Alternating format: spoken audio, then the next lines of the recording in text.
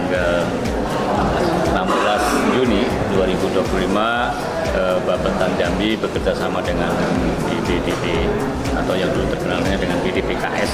Nah, ini menyelenggarakan pelatihan budidaya sawit yang alhamdulillah hari ini diikuti khusus dari Kabupaten Batanghari yang berjumlah 52 orang petani.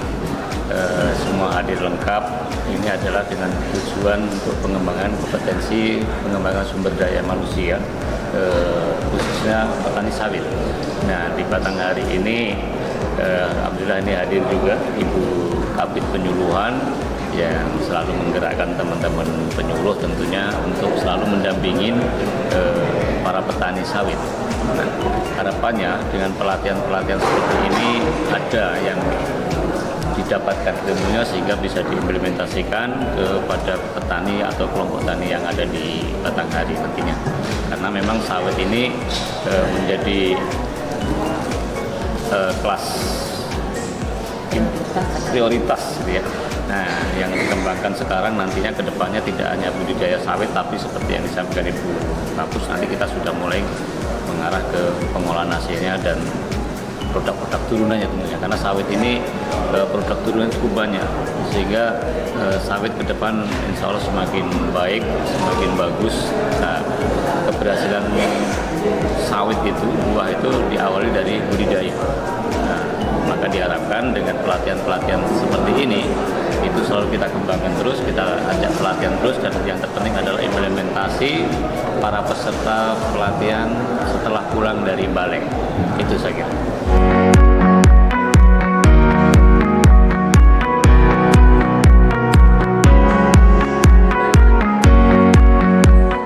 Semenjak BPDPKS itu mendapatkan amanah untuk melakukan pembinaan kepada petani kelapa sawit terkait dengan ISPO. ISPO itu adalah kelapa sawit berkelanjutan, karena kan kita diharapkan petani kelapa sawit itu jangan menanam tapi tidak berkelanjutan, kemudian membuat dampak lingkungan rusak.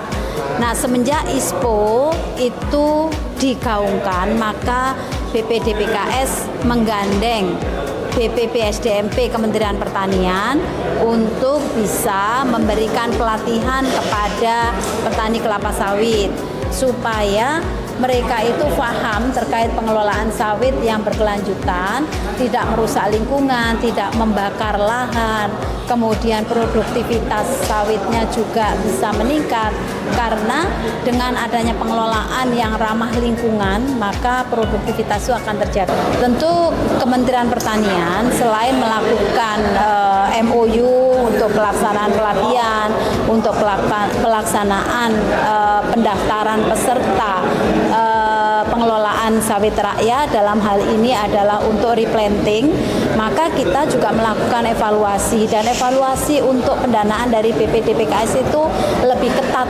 dibanding yang dari dinas ataupun dari sumber pendanaan lain. Karena apa? Kita selalu diingatkan bahwa dana BPDPKS itu adalah bersumber bukan dari pajak, tapi bersumber dari pungutan untuk pabrik-pabrik pengelola kelapa sawit.